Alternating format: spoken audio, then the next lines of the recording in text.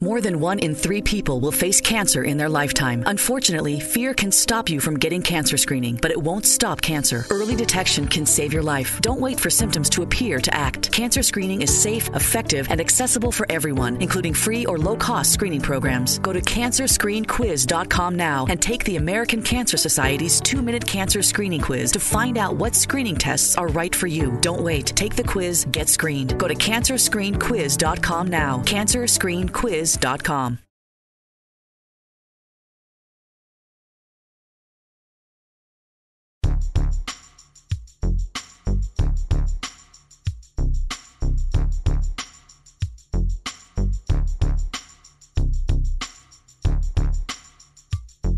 Good morning.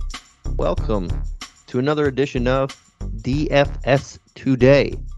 This is your Saturday, January 23rd edition. I am your host, Santino Cacone. We have a nice 3-game slate for you. A very, very quick one.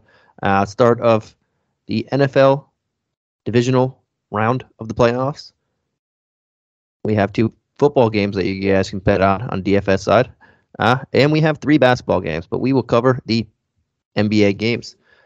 We don't start this slate until 7 p.m. Eastern Standard Time, and then another hour after that is game 2 at 8 p.m. Eastern Standard Time, and then another hour after that, it's the last game at 9 p.m. Eastern Standard Time.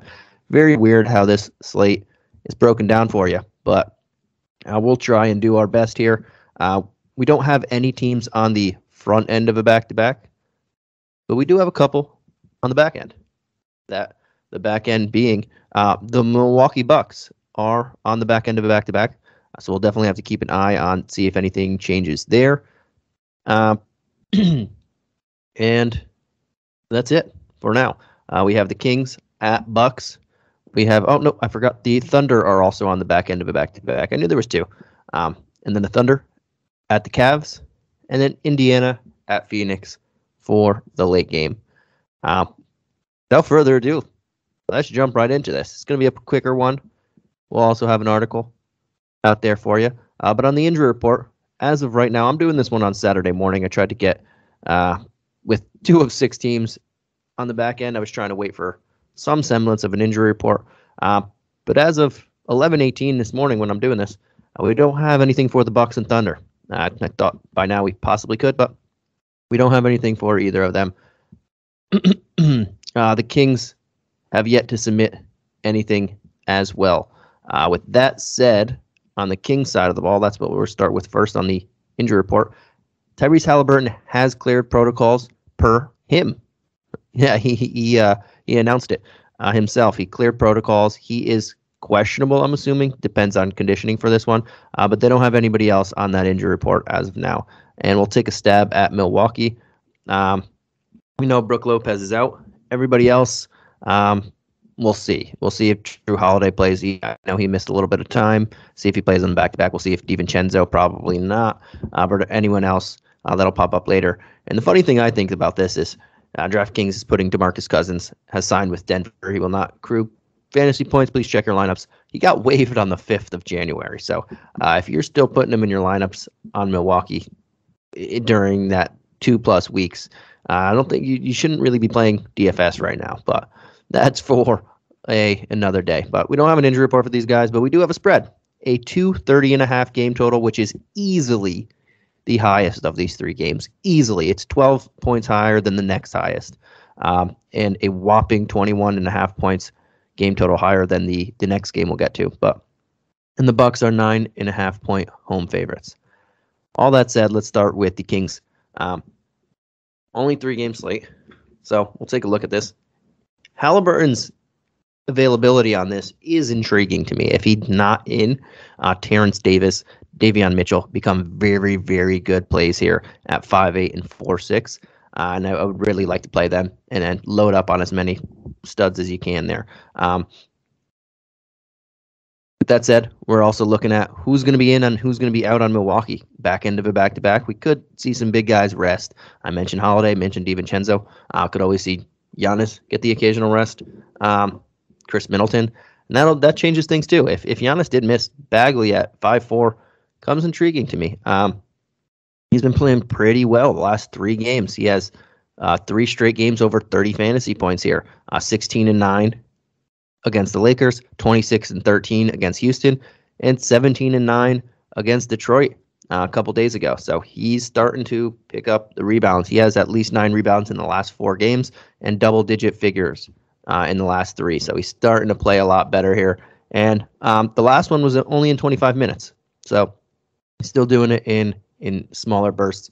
While Rashawn Holmes, Medu, our Holmes hasn't really come back. He played 15 in that first one, 19 or 28 in the second one, but he hasn't done really much of the rebounding.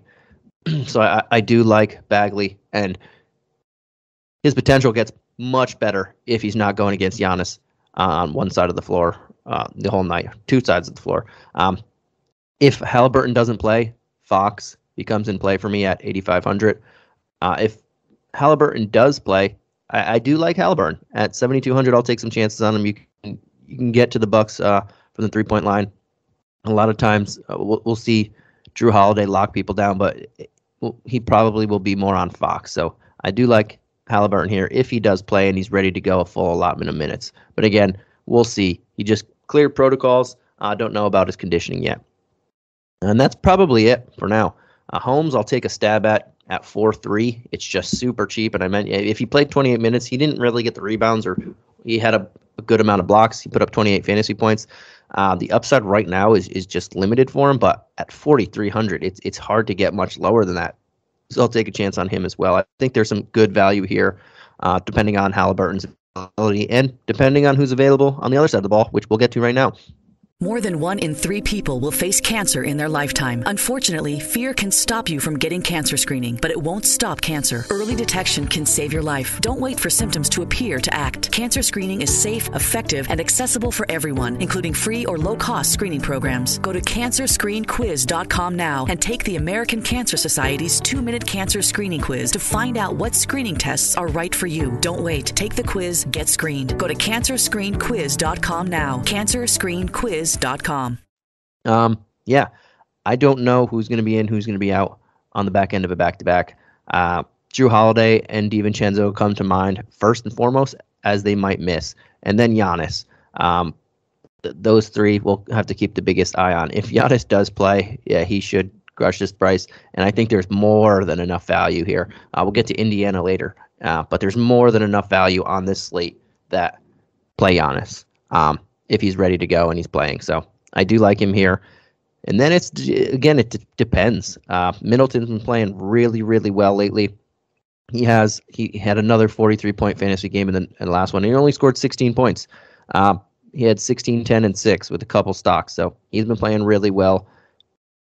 I don't mind if you wanted to play both of them. And still, again, there's enough value to do that. I would prefer Giannis in this one. But Giannis might not even play. So we'll see there. Outside of that, I'm keeping an eye on Jordan Nwora. If one of those 2 big guys that I just mentioned misses, this guy, we know he can fill it up fairly cheaply at 4.7 if he's getting 20 to 30 minutes and there's opportunity there. And we'll see what happens with Drew Holiday. If he misses, does George Hill still play? Because if he does and starts 3,400, yeah, we can take a chance on him. If George Hill also sits out, Grayson Allen, Pat Connaughton, there's going to be more minutes because I believe DiVincenzo should sit out on the back end of a back-to-back for those 2 guys as well. So there's a lot to siphon out through in that backcourt.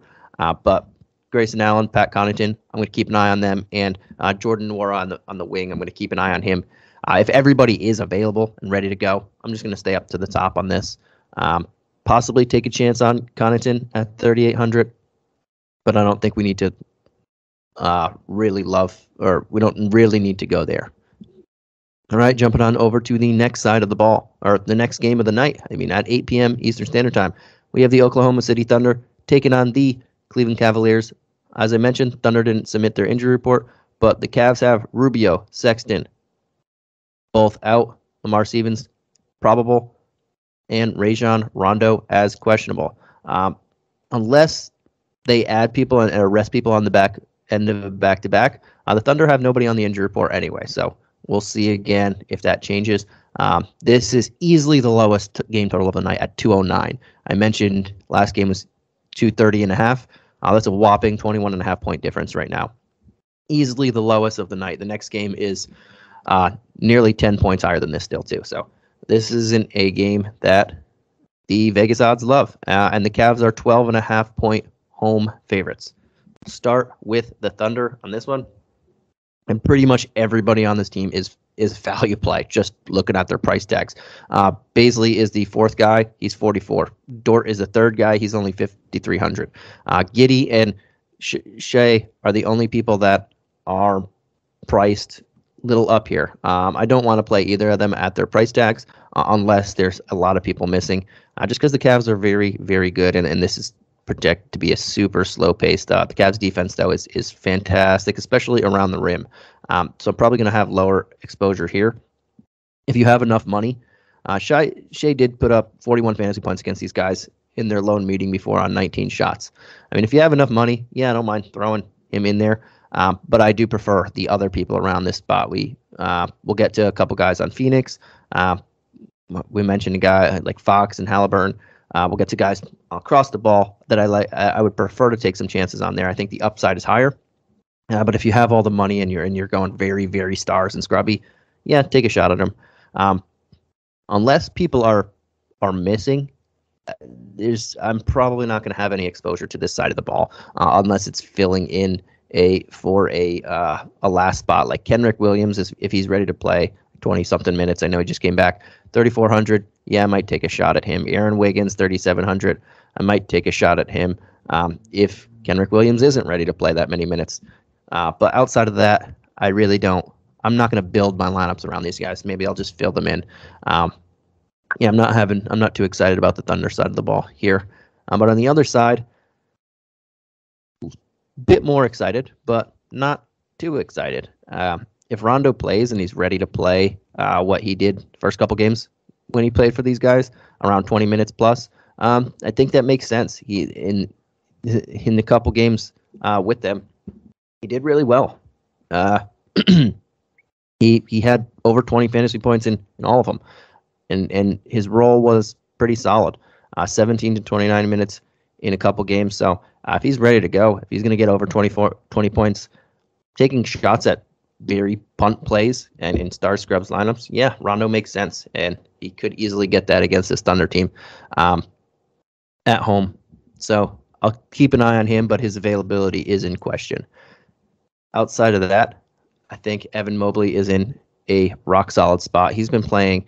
He's just on both sides of the ball, man. This guy is great. I don't think we've seen the upside that he has in fantasy in a while. He hasn't hit over 40 points since December 11th, and I think he'll bring pretty steady value here.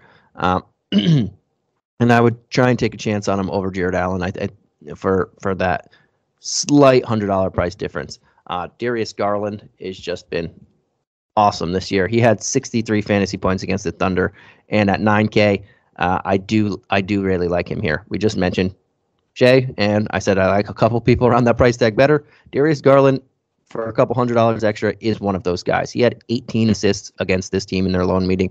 I don't think he'll get another 18 assists, but you can still say about 25 points, 6 rebounds, 9 assists. That's a very good game if he can get that. And at 9K, I'll take some chances on him. I do really like him here. Isaac Okoro, another guy I'll have a little interest in, especially if Rondo doesn't play. At 3,800, he hasn't really shown much upside, but he has the occasional upside. And this is a type of game that he can blow up in with playing 30-plus minutes. He can possibly get you 25, 30 points under 4K, so I could take a chance on him as well. Kevin Love is in a decent spot at 5-1 now that his price tag is back to where it should be around instead of where it was when the front court guys were hurt and he was blowing up. So I don't mind him either. Lauri Markkanen, been playing better, but I don't really want to go there. All right, jumping on over the last game of the night, we have the Indiana Pacers taking on the Phoenix Suns. This is the only one we have. Both teams have an injury report for. We have Andre Ayton, Frank Kaminsky, Abdel Nader, Dario Saric, TJ Warren, Miles Turner, Domantas Sabonis, TJ McConnell, all out. Karis LeVert, Malcolm Brogdon, questionable. On the game total, we have a 218.5 game total, and the Suns are 12.5 point home favorites. Starting with the Indiana Pacers, who are the away team. Obviously, the two big things that we have to keep an eye on out is the starting backcourt. LeVert, Brogdon. Are they in? Are they out? If they are both out or one is out, we can go their backups here. I'll start in the front court because we know Turner and Sabonis are both out. Goga at 4-7. Yes, very much like him in this one. He only played 3 minutes in that first game when Turner was announced out on the 19th. He only played 3 minutes against the Lakers, but without Sabonis, he played 31, and it would have been even more had he not get ejected before or in the fourth quarter before the overtime. He had 13 points and 8 rebounds in the first half with a bunch of assists, and then he didn't really do much after the second half and then got ejected. But he still wound up putting up 33 fantasy points. And coincidentally, that actually helped us that he got ejected, that he had a very quiet second half, because he's only 4,700 now. He only jumped up 1,000. That's a big jump. He only jumped up 1,000. And he's going to be playing more minutes in this one. All of the center options outside Smith without 8 and out are pretty big for the Suns. They have JaVale McGee, doesn't stretch the floor. Bismack Biyombo doesn't really stretch the floor. And I mentioned Smith. So two of those guys are going to be playing a chunk. Don't really stretch the floor. And Goga can play right here. So I do really like Goga. He's probably my favorite option on the team. On the front court, we saw Isaiah Jackson have a really solid game in that second one against Golden State. He played 19 minutes. A lot of it came afterwards, but he still had 15 points, 7 boards, 3 blocks. He had 5 fouls in 19 minutes, but can keep an eye on him. If he does draw the start, or if they do go very big, that's interesting. Brissett played only 22 minutes. Now we expected a little bit more from him, but that was very interesting of what he did. I think Torrey Craig's likely going to draw the start again, with how the Suns, their power forward is usually Jay Crowder a lot of times now. Sometimes they're playing Cam Johnson there. So I think Torrey Craig's going to start at 4,500. Another option. 2 straight games over 28 fantasy points. I think I can continue that. They can go over 20 and hit value here. So another option there. Those two guys I like the most in the front court. But the backcourt is going to ultimately decide where I go after that. If one of LeVert or Brogdon are out, I like the guy that's playing. I prefer LeVert if he's playing because Brogdon has been in and out of the lineup even when he does play. He played against the Lakers, played 26 minutes, then missed the Warrior game. I really don't want to play him if he's playing. It's just that's a lot of money, $7,400 to play for a guy who might get hurt again mid-game. I do prefer LeVert when he's playing, especially without Brogdon. 40 points he's just crushing it. 4 of the last 5 games. And continue going 5, 6, 7, keep going 7 of the last 8, at least 40 points. So love LeVert if he's playing, especially if there's no Brogdon. Would very much like him. I think value is easy to be hit there. And then if one of them or both of them miss, Duarte, 5,200. He's eating up, and I really like him. If both of those guys do play, I'm not going to have too much exposure of them, but that price tag isn't crazy to where you can still have it. But I prefer one of those guys missing, and then I just prefer him over Holiday, who's also been playing solid, but Duarte's upside is much higher. So LeVert, if he plays, especially without Brogdon, is in. Don't really want Brogdon, but if Brogdon does play, it kind of hurts Duarte's upside for me. And in the event that both of them miss, obviously I like Duarte, but then you can take a chance on Washington Jr., Sykes, possibly even Lamb at very, very punt plays. I'm not really too into any of them against this Suns defense, but they will be more options to look at very punt plays that are going to have to play minutes and have a big role. So it's something to keep an eye on there, especially if those guys miss. All right, jumping on over to the Suns side of the ball. We have Devin Booker, Chris Paul. There's no Ayton, Bridges. Booker and Paul are obviously the highest priced of these guys. Paul's starting to pick it up. 3 out of the last 5, at least 45 fantasy points. And both of the last 2 games, he has solid double-doubles of 15 and 12 and a 20 and 11 against the Spurs and Dallas. This is another team that he should have very little trouble with and some success. But I do prefer, of those two, to pay the chunk of a difference there in $1,200 to pay up for a Devin Booker. Him and Garland are pretty similar here for me. Both have big upside in this matchup, or in their matchups. Booker just put up 48.5 fantasy points on 35 actual points against this team not too long ago on the 14th. I think he can do that again. He's only 8,900. He's coming off a game against the Spurs where he put up 71 fantasy points 2 games ago. 4 straight games of at least 41 fantasy points. I think Booker is very solid here, especially with all these if you're going star scrubs, like I've mentioned, there's a lot of people that you can take chances on. But Booker is easily the guy that I like the most on this squad. And then if you want some value, we can go right to the guys in the front court. JaVale McGee, Bismack Biyombo. They're going to get some extra run here. Biyombo, surprisingly, 25 and 28 minutes the last 2 games, and only 4,200. Didn't hit value in this last game, but with that type of role, 4,200, you can look at it. And he's playing more minutes than JaVale McGee in this one, or in the last 2. So definitely something to keep an eye on. We know both of them have the potential to be pretty solid. McGee with the higher upside, but McGee's usually always limited in minutes anyway. So you can take the chance on Biyombo, but they're both going to likely split those minutes, with Biyombo looking like he's drawn the bigger straw here. But Jay Crowder is another option. He's just been very, very solid. His price tag's still only 4,500. He's not going up anywhere, not going down. But you look at his game log, and he's hitting value. In the last 5 games, he has 4 games over 21 fantasy points. So I do like him here as a cheap, more expensive cheap option here to roll out there. And then if the team's going super small, Cam Johnson is always in play. But I prefer Booker, Crowder, and Biyombo on this side of the ball. All right, that does it for the 3-game slate.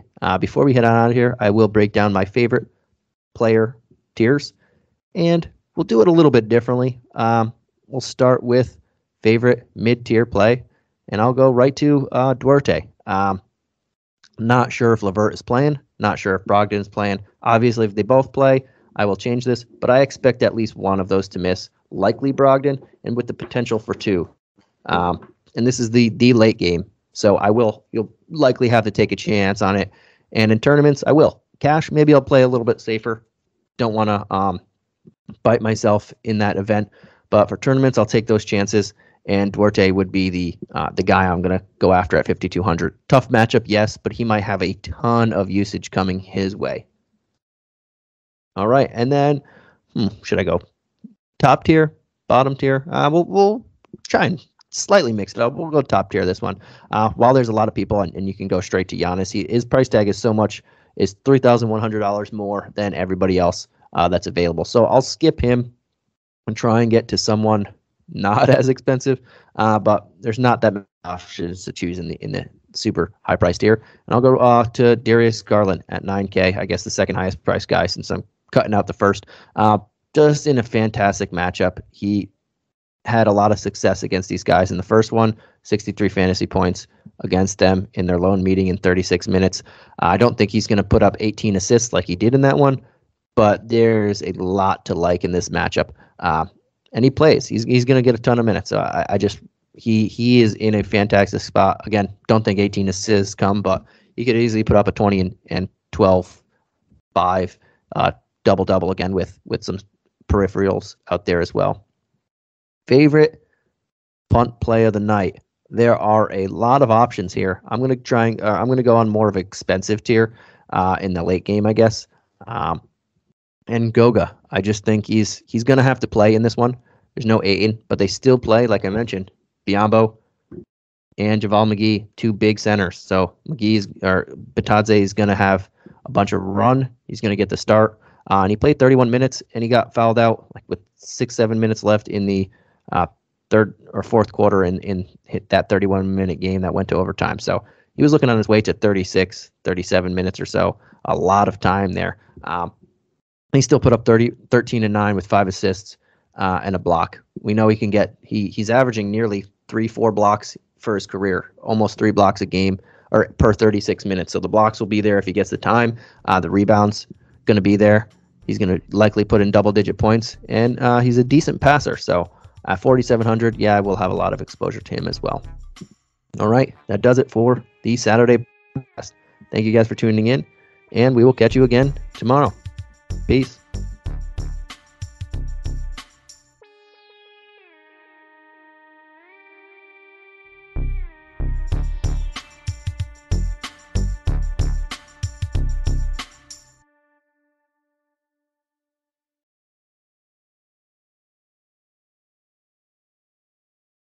More than 1 in 3 people will face cancer in their lifetime. Unfortunately, fear can stop you from getting your cancer screening, but it won't stop cancer. Early detection can save your life. Don't wait for symptoms to appear to act. Cancer screening is safe, effective, and accessible for everyone, including free or low-cost screening programs. Go to cancerscreeninfo.com right now for free screening resources and recommendations from the American Cancer Society. Don't wait. Early detection can save your life. Go to cancerscreeninfo.com today. cancerscreeninfo.com.